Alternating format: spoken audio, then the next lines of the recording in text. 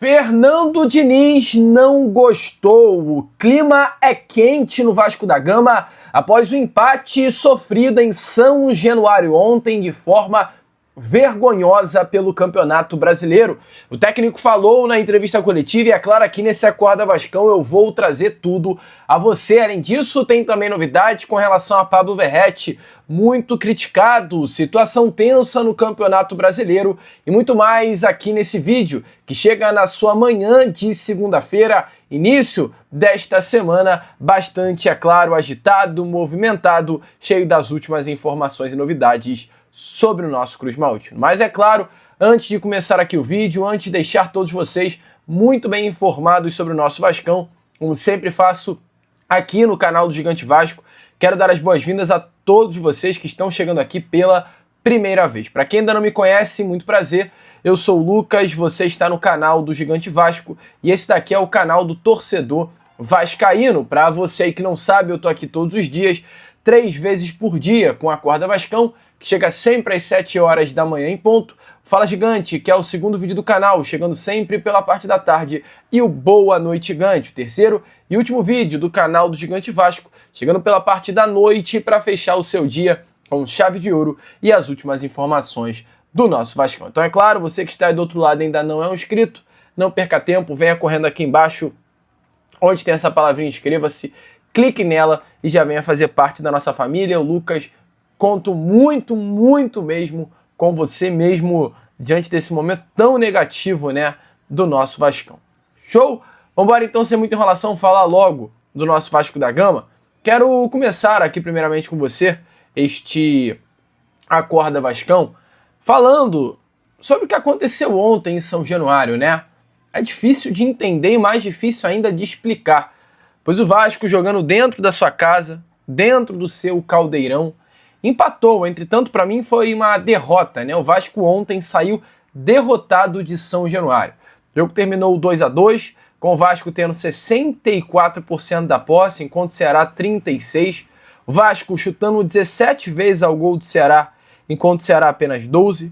O Vasco sendo muito superior, mas sofrendo o empate aos 47 minutos do segundo tempo. Aliás, aos 50 minutos do segundo tempo, o último minuto foi 51, penúltimo minuto, então o Vasco sofre o gol do empate. É algo completamente imprevisível, mas que irrita. Essa é a grande realidade. Até porque, se olharmos para números, o técnico Fernando Diniz, com esse empate sofrido ontem contra a equipe do Ceará, chegou ao seu 6º jogo em São Januário pelo Campeonato Brasileiro. Em 6 jogos, jogando dentro de São Januário, o técnico Fernando Diniz tem 3 derrotas, olha, as 2 derrotas para Red Bull Bragantino e Corinthians, 3 empates contra Ceará, Grêmio e Atlético Mineiro e apenas 1 vitória contra a equipe do Fortaleza. O técnico Fernando Diniz tem um aproveitamento ruim com a camisa do Vasco da Gama, um aproveitamento que após a parada para o Mundial de Clubes chega a casa dos 36%. Aproveitamento de um clube que infelizmente luta para não cair a Série B do Campeonato Brasileiro. Um Vasco que não vence dentro da sua casa desde maio de 2025. São 4 meses sem vencer em casa pela competição que é e tem que ser a mais importante do Vasco da Gama na temporada. E ontem um empate de uma maneira grotesca, mas tudo que hoje acontece no Vasco da Gama se resumindo a Campeonato Brasileiro é grotesco. Eu espero que essa chave mude, porque se o Vasco quer sonhar com um título de Copa do Brasil, se o Vasco quer ter um restante 2025 tranquilo, é inegociável vencer dentro de São Januário. Não conquistar pontos dentro de São Januário custará ao Vasco apenas uma coisa: o rebaixamento, e sim, é verdade, amigo, o rebaixamento para a Série B do Campeonato Brasileiro. Com esse empate ontem sofrido, o Vasco fica nessa rodada na 15ª colocação do Campeonato Brasileiro, com 23 pontos. O Vasco dá um passinho à frente, fica a 1 pontinho da zona do rebaixamento, mas a vitória ontem seria muito importante, pois colocaria o Vasco da Gama na 13ª colocação, com 25 pontos, a 3 de distância do Z4. Acima de tudo, também todas as equipes, a não ser, olha que loucura, né? Todas as equipes, a não ser a equipe do Fortaleza, que é o 19º colocado, do 10º para baixo, venceram seus jogos. Fluminense não venceu, o Ceará não venceu, o Internacional não venceu, Atlético Mineiro, Grêmio, Santos, Vasco, Vitória, Juventude e Sport. Todas as equipes abaixo do Fluminense, em exceção a Fortaleza, perderam as suas partidas, ou aliás, não venceram as suas partidas. Ou seja, a rodada, amigo, foi dada de bandeja ao Vasco da Gama, para ganhar, dar uma aliviada e ainda mais encostar no pelotão de cima. Mas pena que é bom quando só depende do Vasco, mas por ser o Vasco, isso se torna muito ruim. Com relação à partida de ontem, poucos pontos bons de se ver. Acredito que o único foi o segundo gol do Vasco da Gama, marcado por Carlos Cuesta, o estreante da noite, que já chegou em São Januário marcando um gol que estava dando a vitória ao nosso Cruz Maltino, um gol de Carlos Cuesta com assistência, né, do também reforço colombiano, igualmente a Cuesta, Andrés Gomes, uma jogada colombiana, ambos que nitidamente têm total condições de dar muitas alegrias ao torcedor vascaíno. Eu acho que esse foi o ápice da noite de ontem, além também da boa atuação de Felipe Coutinho. Entretanto, se tem os pontos positivos, temos também os pontos negativos, com a péssima atuação do senhor Matheus Carvalho, Matheus Cocão, vaiado em São Januário, criticado pela torcida vascaína e tendo o seu nome gritado ali no final do primeiro tempo, pedindo com urgência a sua substituição, que ontem, meu amigo, quebrou a bola, como se diz na gíria do futebol. Um empate frustrante, que decepcionou, mas que principalmente irritou o técnico Fernando Diniz. Se liga só. Boa noite, mas o lance do PH e depois de ter chutado a bola, eu não entendi muito a pergunta. Depois de ter chutado, ele não chutou. Foi uma escolha dele. Quantas bolas ele chutou contra o Botafogo para frente? Nós chutamos muito mais do que saiu jogando. Isso é uma escolha do jogador. E erros acontecem. Erros individuais. Hoje, assim, hoje teve erro individual mais claro do que nas outras vezes. Eu não vi assim, que teve erro individual claríssimo, igual você colocou no Atlético Mineiro, ou no Grêmio, ou no Bragantino. O lance do João Vitor, falando... João Vitor escorregou, mas foi um lance que ele escorregou, depois a bola escorregou e teve a falta. Depois da falta que teve, mas um lance, pô, aí o lance teve muita repercussão. Esse erro do João Vitor foi um dos menores problemas daquele lance. Ele escorregou, fez a bola saiu da área, foi lá, pô, desviou a bola voltou para a área. Errar, futebol é um jogo de erro. Hoje a gente teve 2 erros assim que a gente não costuma cometer, não tem nada a ver com os erros. O erro do Grêmio, por exemplo, foi um escorregão. Até por conta do. Não tem nada a ver. Hoje a gente teve. São 2 erros assim que a gente não.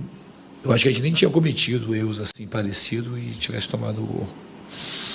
Então a gente lamenta. É muito triste e frustra todo mundo, principalmente a torcida. E a torcida tem que ficar triste mesmo. E sofrida, e todo mundo tem que ficar sofrido. Agora, o time, ele, na minha opinião, assim, não é que ele não performou. O time, ele estava jogando muito bem no primeiro tempo até a gente tomar o gol.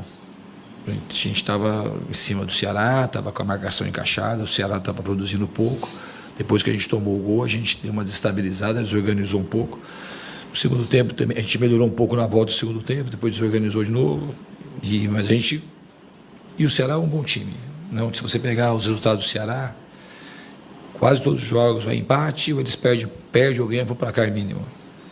Então ganhou do Cruzeiro fora, empatou com o Flamengo, aí perde 2-1, ganha de 2-1, 1-1, 0-0, é um time que tem uma defesa sólida. Então não é um adversário fácil, é um adversário que tem seus méritos e a gente podia ter jogado melhor. Eu acho que se a gente não toma o primeiro gol, a equipe estava passando desenvoltura até tomar o gol. Depois a gente se perdeu um pouco, quando teve a expulsão, aí a gente teve talvez o nosso melhor momento, a gente soube aproveitar com as mexidas, a gente fez o gol e depois a gente teve mais chance de fazer o terceiro e o quarto gol, a gente não fez. E infelizmente a gente tomou o gol praticamente no lance derradeiro da partida.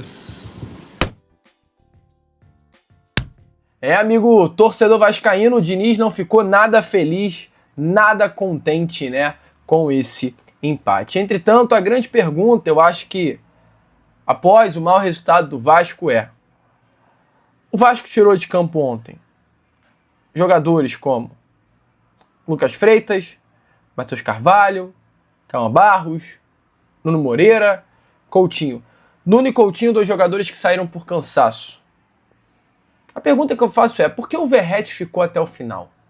É uma pergunta, porque ontem a torcida vascaína também se perguntou exatamente a mesma coisa. O Verratti sempre foi um a menos no Vasco. Não é de hoje que isso acontece.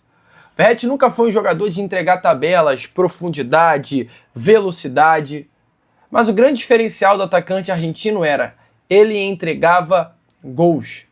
O Verratti nunca jogou nada no Vasco da Gama, mas fazia a sua parte, garantia pontos ao Vasco com os seus gols. Então, automaticamente, valia a pena. Quando você tem artilheiro no time, amigo, você tem que usar. A grande questão hoje, o Verratti não participa em gols. O Verratti hoje não ajuda naquilo que era o seu principal quesito e fundamental para a sua permanência entre os titulares. Gol. O Verratti não entrega. Os gols do Verratti acabaram e toda essa parte ruim de não entregar velocidade, profundidade, tabelas, continua. O Vasco ele joga 90 minutos, amigo torcedor vascaíno, vendo a bola passar pela área e nada do centroavante ganhar. O Vasco fica 90 minutos tentando fazer uma tabela com o Verratti e nada dessa tabela funcionar. Aquele caos de sempre. Dar o banco de reservas ao Pablo Verratti, ok, pode ser demais. Mas 90 minutos de Pablo Verratti, de novo, sem produzir absolutamente nada, completamente intocável pelo técnico Fernando Diniz, amigo vascaíno, eu acho sinceramente que é algo um pouco inaceitável. Nos últimos 11 jogos, o Verratti só tem um gol de bola rolando. Foram 4 gols em 11 jogos, mas apenas em um foi de bola rolando, os outros 3 foi de pênalti. O último grande jogo que o Vasco fez uma boa partida foi contra o Santos, sem Verratti. Então assim, será que vale a pena essa insistência, essa continuidade? Que o que está acontecendo, amigo vascaíno, com o Verratti é assustador.